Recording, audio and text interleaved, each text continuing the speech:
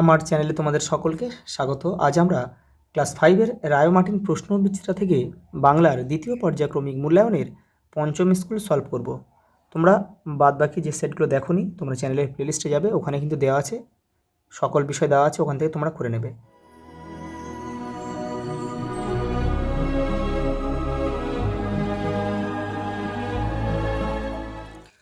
পাহাড়িয়া বর্ষা সুরে প্রবন্ধে রাভা গানটির তর্জমা করেছিলেন হচ্ছে ঐন্দ্রিলা ভৌমিক। ইউনেস্কো সুন্দরবনকে ওয়ার্ল্ড হেরিটেজের বা বিশ্ব ঐতিহ্য ঘোষণা করেছিল 1997 খ্রিস্টাব্দে। তোড়ায় বাঁধা ঘোড়ার ডিম গ্রন্থটির লেখা হচ্ছে সত্যজিৎ রায়। মায়াতরু কবিতাটি গৃহীত হয়েছে ভানুমতির মাঠ কাব্যগ্রন্থ থেকে। শিব শব্দটিকে স্ত্রীলিঙ্গবাচক শব্দে পরিবর্তন করতে গেলে কি যোগ করতে হবে? আনি। শিশু শব্দটি হলো একটি উভয় লিঙ্গ।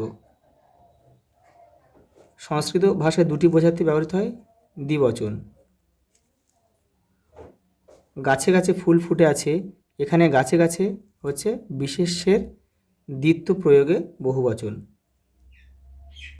পরের প্রশ্ন দেখো, ট্যাগ কি? দেখো, মধু আনতে বাঘের মুখে থেকে নেওয়া হয়েছে, তোমাদের বইয়ের 58 নম্বর পেজে রয়েছে। দেখো এই যে এখান থেকে লিখবে, সামনে একটা ট্যাগ দেখো, দুটো এখান থেকে লিখবে, দুটো ছোট নদীর মিশবার ফলে একটা ত্রিভুজ খণ্ড তৈরি হয়েছে। এই ধরনের ত্রিভুজ আকারের জমির মাথা ট্যাগ বলেই পরিচিত। পরের প্রশ্ন দেখো, বনের পরীর কাছে ফণিবর্ষার দ্বিতীয় দাবি কী ছিল? কাঁচের পাতা তাকে করে দিতে হবে। পাহাড়ি বর্ষা সুরে প্রবন্ধে কোন কোন উপজাতির কথা আছে? দেখো, মেজ, রাভা, গারো, লেপচা, টোটো। জুঁই ফুলের রুমাল কাব্যগ্রন্থটির লেখক হচ্ছে কার্তিক ঘোষ। শূন্যস্থান পূরণ করা 2 রকমের হুতুম প্যাঁচা, একটা বোধহয় হাড়ি চাঁচা। পালিয়ে গেল অনেক দূরে, কে কোথায় পালিয়ে গেল? ঝড় পালিয়ে গেল। কোথায় পালিয়ে গেল? 7 সাগরের পারে।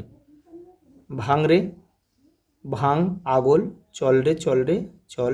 এখানে আগল শব্দটির অর্থ হচ্ছে খিল বা হুড়কো, যেটা কিন্তু দরজার পেছন দিকে দেওয়া হয় দরজাটা বন্ধ করার জন্য। পরে প্রশ্ন দাও, এক বচনের রূপ দ্বারা বহু বচনের অর্থ প্রকাশিত হয় এমন একটি উদাহরণ দাও। মানুষ মরণশীল। পরেটা দেখো, বহু বচনাত্মক বর্ণগুচ্ছ মহল দিয়ে একটি বহু বচনাত্মক শব্দ লেখো। বন্ধু মহল। তারপরে দেখো এই যে মহল দিয়ে নিচের বাক্যে পুংলিঙ্গবাচক শব্দটিকে বদলে স্ত্রীলিঙ্গে রূপান্তরিত করে বাক্যটি পুনরায় লেখো।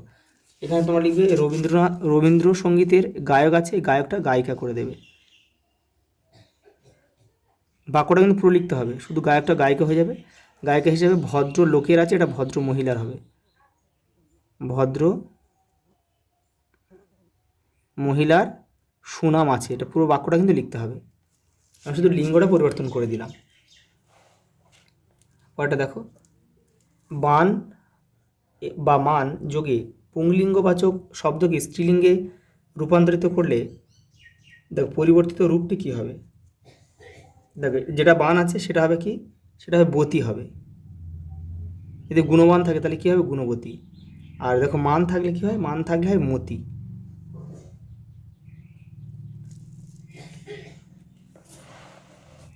দেখো পরেরটা,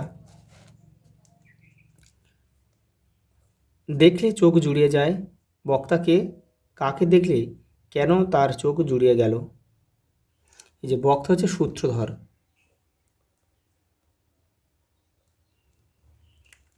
সূত্রধর। দেখো এই যে এখান থেকে তোমার লিখবে, এই যে দেখো, এই যে দেখা দিল পালংয়ের মতো কুচি নরম সবুজ পাত, দেখলে যেন চোখ জুড়িয়ে যায়, এখান থেকে লিখবে।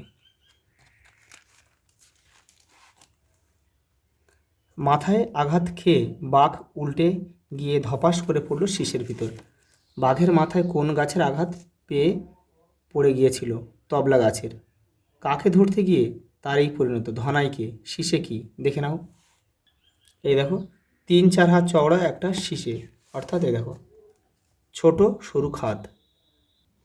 পরের প্রশ্ন দেখো, বাদলা হাওয়ায় মনে পড়ে ছেলেবেলার গান। কার মনে পড়ে? এটা হচ্ছে রবীন্দ্রনাথের।